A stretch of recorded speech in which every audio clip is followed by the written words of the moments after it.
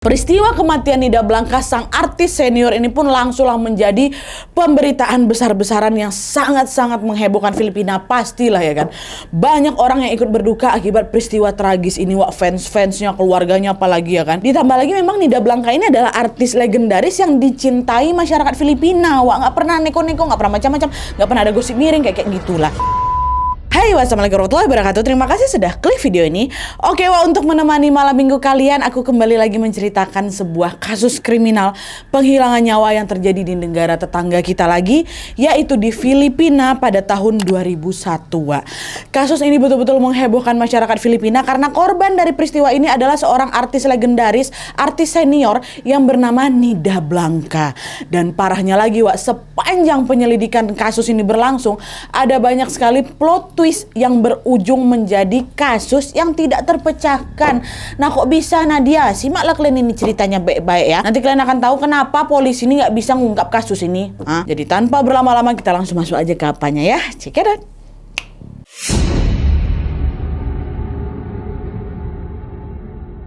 Oke, seperti biasa sebelum kita masuk ke kronologinya, aku mau jelasin sedikit latar belakang dari sang korban, yaitu artis wanita asal Filipina yang bernama Nida Blanca.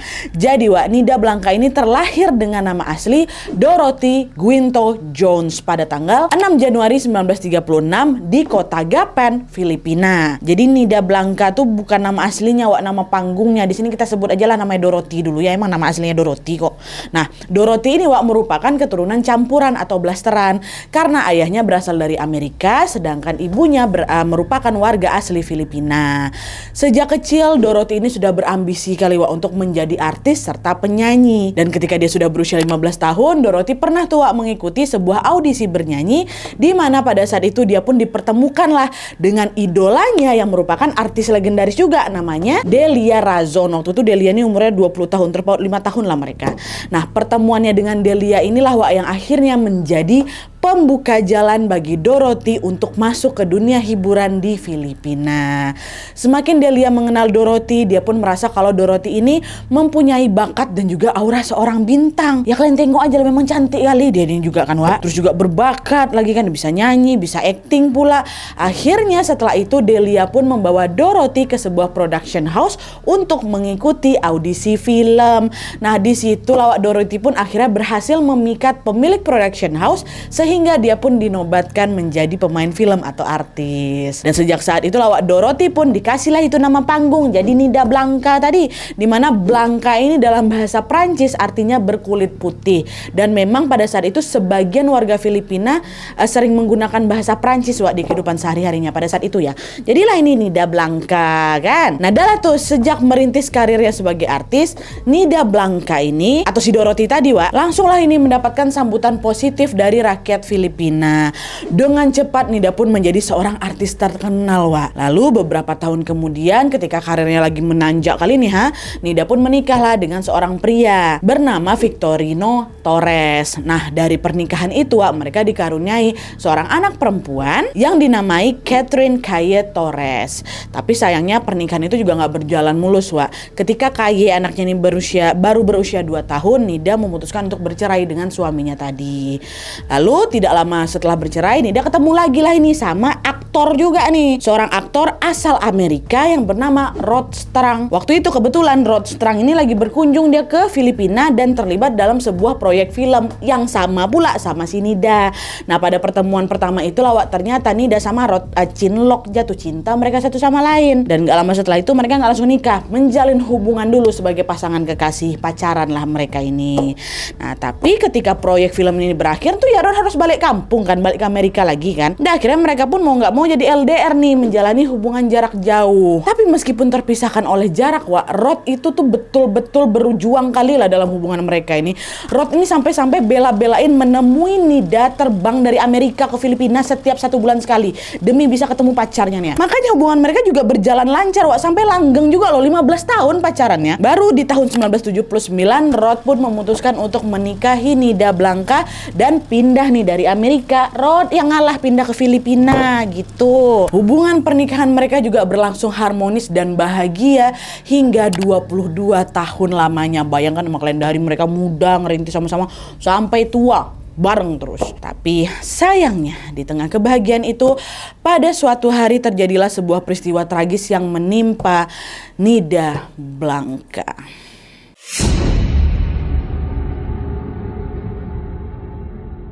Nah, jadi ceritanya tanggal 6 November tahun 2001, Nida yang pada saat itu sudah berusia 65 tahun dan masih aktif juga menjadi artis seniornya, sedang pergi sendirian menghadiri pertemuan rutin para artis senior yang memang digelar di gedung Atlanta Center dengan mengendarai mobil Nissan warna hijau punya dia. Dia nggak pakai supir, nyetir sendiri nih. Nah, sesampainya di sana Nida kumpul lah itu kan sama kon-kon artis senior lainnya. Lagi asik-asik kumpul kayak gitu. Ketika acara itu berlangsung, Nida tiba-tiba dapat telepon dari seseorang. Udah punya handphone dia, walaupun jadul kali lah pasti zaman itu kan. Waktu dia angkat telepon, dia kayak ngomong bentar gitu kan, dia agak menjauh sama konnya, dia matikan teleponnya, didatengin lagi kawannya. Guys, aku izin balik dulu ya, soalnya mendadak ada urusan penting, kata Nida. Tumben ada urusan apa? Biasanya kamu lah yang paling terakhir pulang, kata kawan-kawannya. Adalah ini ya, pokoknya penting kali, ada urusan yang nggak bisa aku tinggalin, kata si Nida. Oh ya udahlah, hati-hati ya, nggak balik lagi lah kok ini, nantilah tengok nanti kalau misalnya bisa balik aku balik lagi, kata si Nida. Ya udah hati-hati gitu. Udah pergilah ini dia memisahkan diri kan. Pergi dia keluar ruangan dan menujulah ke parkiran. Nida kan sendirian. Nah, di saat yang sama waktu menuju ke parkiran itu, Nida telepon asisten pribadinya, namanya si Elena. Di situ Nida bilang, "Len, aku pulang telat ya karena ada urusan." "Oh iya Bu, nggak apa-apa. Pokoknya nanti kalau misalnya Ibu butuh bantuan telepon aja saya ya," kata si Ellen. "Iya ya pasti dah ya," kata. Kabarin nih asistennya. Singkat cerita, hari itu sampai jam 10 malam, Nida nih nggak balik-balik ke rumah. Elena si asistennya ini khawatir, dia telepon lah si Nida lagi. Tapi waktu telepon tuh sama sekali nggak diangkat sama Nida, Panik lah Elena. Ibu nih kemana ya? Tadi aku lupa pula nanya dia pergi sama siapa, nggak pernahnya ibu kayak gini nih. Diliputi rasa khawatir, Elena akhirnya nelpon lah teman-temannya Nida satu persatu yang ada di perkumpulan artis tadi. Tapi sayangnya sama juga, tidak ada satupun dari mereka yang tahu. Nggak ada Bianca pula, Blanka nggak ada sama kami kayak gitu. Nggak ada yang tahu keberadaan Nida Blanka di mana nih. Dah, mana lah ibu nih ya?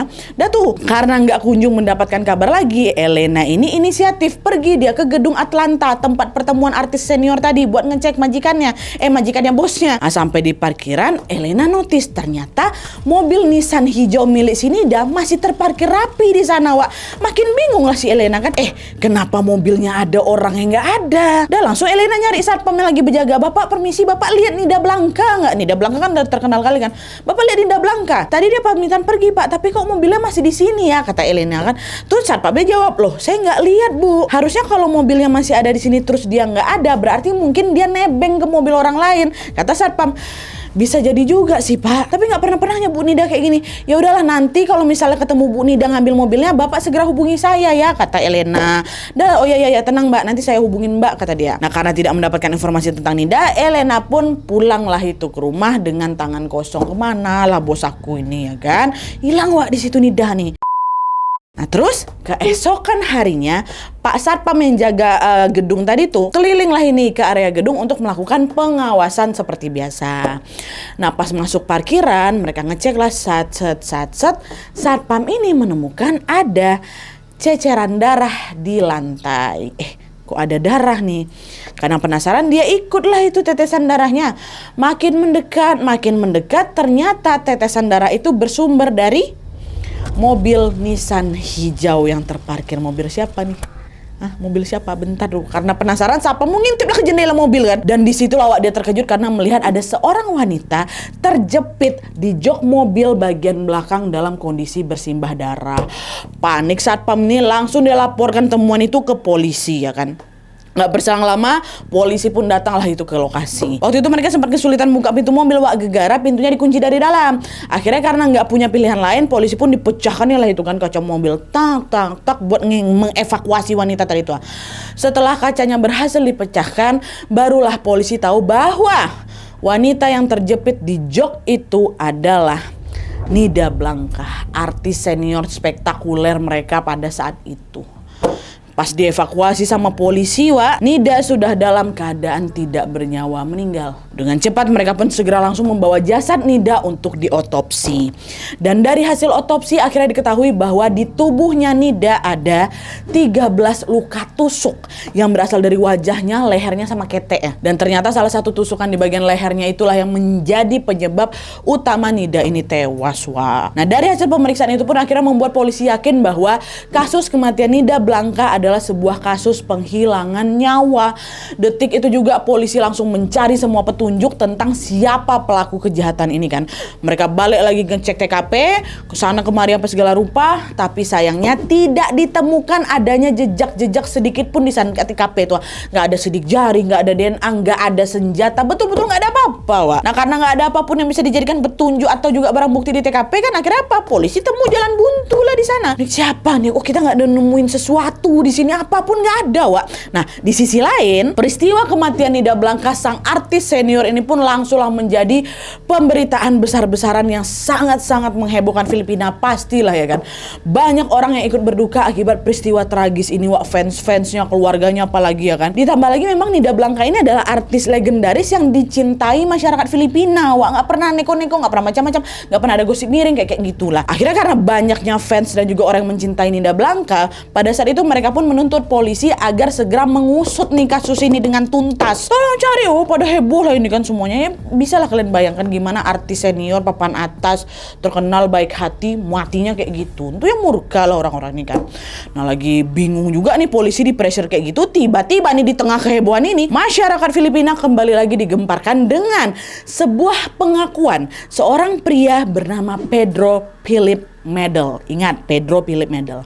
Nah, pada saat itu, Wak, dengan jelas Medel ini mengatakan bahwa saya adalah pembunuh bayaran profesional yang sudah dibayar oleh seseorang untuk mengakhiri hidupnya Nida Blanca, kata si Medel ini. Nah, setelah dengar pengakuan itu, polisi pun langsung lah nangkap si Medel ini kan untuk ditanyai lebih lanjut lagi nih. Betul nggak nih, kata si polisi.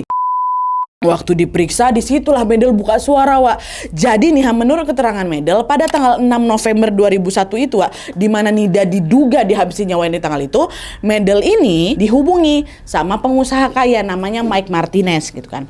Pada saat itu Mike ini bilang, Medel, saya tahu kamu pembunuh bayaran. Saya mau pakai jasa kamu untuk menghabisi wanita incaranku. Oh ya boleh, berani bayar berapa kau? Kata gitu. 50.000 peso. Mau? Oh ya sudahlah, cukup, boleh. 50.000 peso tuh kalau nggak salah 13 jutaan lah, Wak, which is angka yang fantastis tuh di tahun 2001 ya kan. Nah, setelah Medel setuju dengan tawaran itu, Mike pun ngajak si Medel ini ketemuan di sebuah restoran yang tidak jauh dari gedung Atlanta, tempat Nida tuh ngumpul. Oke, nanti jam sekian saya datang ke sana, kata si Medel. Nah, pada jam yang sudah ditentukan, Wak, Medel datanglah ke tempat yang sudah disepakati itu sendirian. Udah nyampe di sana, si Mike Martinez nih kok nggak muncul-muncul, kata si Medel kan. Dia telepon berkali-kali nggak diangkat sama si Medel. Kesal lah si Medel, ini main-main anak nih, awas kok ya, kata gitu kan. Nggak jelas nih proyekan ini, baliklah aku gitu, kata si Medel. Nah, tepat sebelum dia pergi ninggalin tempat itu gegara si Mike ini tidak jelas, Wak, Medel ini tiba-tiba dihampiri sama seorang laki-laki bule yang mengaku kalau aku nih temannya Mike Martinez loh, kata si bule ini. Hah, serius lah kau? Kata siapa? Kata Medel, iya, kami sama-sama memang pengen menghabisi wanita yang sama, Nida Blanca, kata si bule. Jadi ada dua orang nih, Wak, yang diduga mau menghabisi nyawanya. Siapa itu? Nida Blanca ini kan, yang satu Mike Martinez, satu lagi pria bule ini, kawannya si Mike Martinez. Udah lah, yuk kita pergi sekarang ke parkiran gedung Atlanta. Nah, pergilah ini Medel sama si bule ini ke parkiran gedung Atlanta, tempat pertemuannya Nida tadi kan. Dan sampai di situ pria bule ini nyuruh si Medel untuk bersembunyi aja dalam mobil. Terus dia bilang, kau tunggu di sini, aku coba bujuk si Nida ini dulu. Nanti kalau misalnya aku udah ketemu sama dia, kau tengok aku berantem sama dia, disitulah kau habisi nyawanya, kata si bule. Oh ya udah siap, aku standby dalam mobil ya, katanya. Dah tuh, nggak lama kemudian nampak Nida turun, Wak, ke parkiran tuh. Nah, si pria bule ini turun dari mobil, dihampirinya lah Nida yang memang berdiri pas kali dekat samping mobil Nissan hijau tuh, masih di parkiran nih berarti kan ya. Nah, dari awal, Wak, Medel ini nggak tahu si bule ini namanya siapa, kenapa dia pengen membunuh si Nida juga dia nggak tahu, dan dia juga nggak peduli, dia kan cuma dibayar untuk bunuh si Nida, udah aja kayak gitu ya kan. Tapi menurut pantauannya Medel dari dalam mobil itu, Wak, sepertinya si pria bule sama si Nida ini sudah saling kenal, karena bule ini nyamperin si Nida santai aja, Wak, macam udah akrab kali kayak gitulah. Oh oh ini udah kenal nih orang ini nih, kayak gitu kan. Dan entah kayak gimana detailnya Wak ya, tapi yang jelas dari pertemuan yang santai itu ya kan, udah lagi santai-santai, tiba-tiba Medel nengok mereka berdua beradu mulut, tegang nih obrolan mereka, kelihatan lah dari gesturnya kan. Dan tidak lama kemudian datang lagi nih wanita nyamperin mereka berdua, ikut bertengkar juga sama mereka. Jadi posisi itu adu mulutnya bertiga. Ada si Nida, pria bule tadi, sama wanita yang tidak dikenal nih, wanita asli nih kan.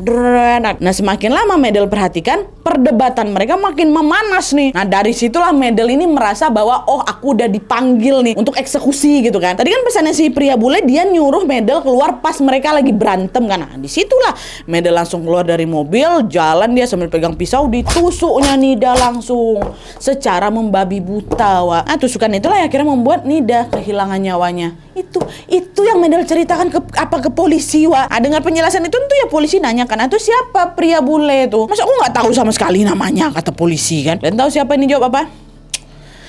Pak, bentar loh. Seingat saya dia tuh kayak sempat nyebut namanya Rod Pak. Rod, tapi saya nggak tahu nama lengkapnya. Tapi yang saya ingat Rod Pak. Masih ingat kalian Rod itu siapa? Polisi langsung lah mikir pria bule namanya Rod saling kenal sama si Nida. Dan pasti Rod strang lah suaminya si Nida, orang Amerika tuh. Dan selain itu berdasarkan ciri-ciri fisik yang disebutkan oleh Medel, polisi menduga bahwa wanita asing yang ikut bertengkar tadi tiba-tiba datang ikut nerocos juga tuh, itu adalah sekretaris pribadinya Nida. Namanya Candelaria Tantoko. Wah, apa nggak langsung heboh pengakuan itu? Polisi pun langsung nangkap dan menjebloskan Medel dulu nih ke penjara. Sementara itu, masyarakat Filipina yang dari awal mengikuti kasus ini dan juga tahu kalau ternyata ada keterlibatan suami sama sekretarisnya sama siapa pembunuh bayar ini, ngerasa mendapatkan update kasus yang bikin mereka lega lah gitu. Paling nggak pelakunya sudah ditangkap, walaupun kok pelakunya dia ya kayak gitu kan. Mereka semua bersyukur karena kasus kematian Nida Blanca, sang artis legendaris kita, sang idola kita, berhasil terungkap dengan mudah nih, kata mereka. Udah ketangkap pembunuh bayaran kan, tinggal dihukum aja ya kan, harusnya kayak itu. Tapi apakah kasus ini berhenti sampai di sini? Enggak, masih panjang lagi drama ya tuh kalian. Ada babak baru lagi nih.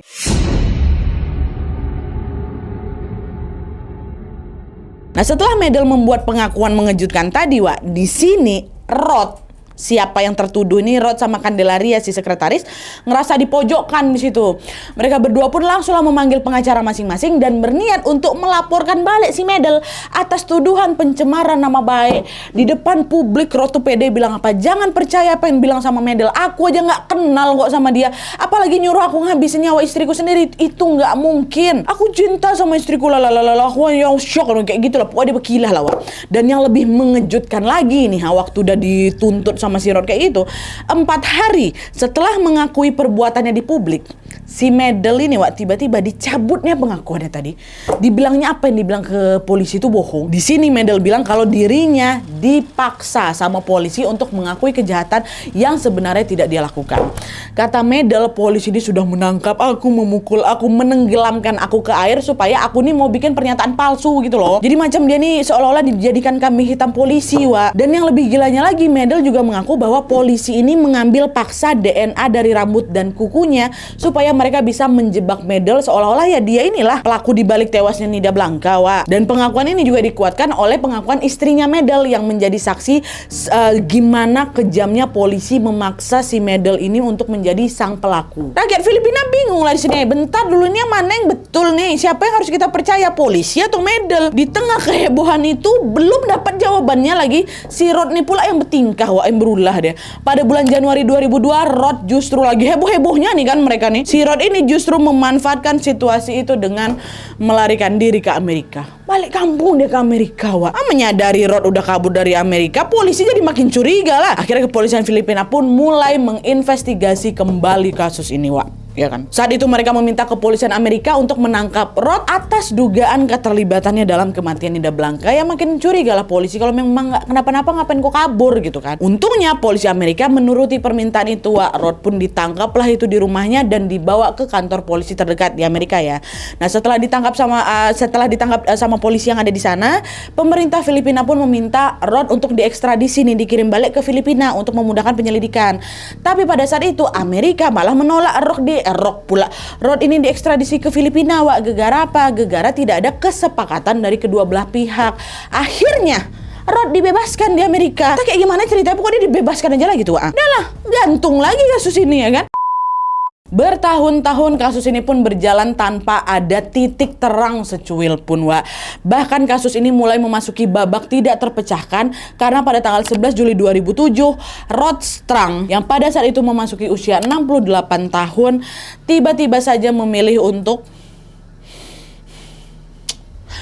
mengakhiri hidupnya sendiri dengan cara melompat dari lantai 2 Hotel Tracy Inn di California. Pundir dia. Iyalah. Nggak cuma si Rod aja, Wak. Medel yang dituduh polisi tadi tuh, Medel ini juga meninggal dunia di penjara tahun 2010 tapi gara-gara sakit. Dan kayaknya kok ada lupa lah satu terduga lainnya dia. Siapa? Mike Martinez, kan masih ingat aku. Nama yang disebut sama si Medel ini kan. Mike Martinez ini pun juga nggak ada kabarnya sampai hari ini, entah ada entah tidak Mike ini, Wak. Nggak ketangkap kok, entah dia ini kabur, entah kemana, entah tewas. Nggak ada yang tahu nasib dia ini gimana. Dengan tewasnya 3 terduga pelaku Medel, Rod sama Mike, maka kasus kematian Nida Blanca bisa dibilang unsolved atau tidak terpecahkan. Enak, tapi sekretarisnya tuh gimana, Nadia? Udah dicek, dia nggak berkaitan apa-apa, Wak. 3 orang ini mati, yang 1 udah jelas. Menggantung lah kasusnya, jadi nggak terpecahkan. Dan karena pelaku dari kasus ini tidak diketahui secara pasti, maka banyak sekali asumsi-asumsi liar tentang siapa pelaku yang sebenarnya, Wak. Asumsi itu pun langsung berkembang menjadi teori-teori yang dipercaya oleh masyarakat Filipina. Sekarang aku bakal ngebahas tentang beberapa teori-teori tentang kasus ini, Wak, ya. Masuk. Maaf.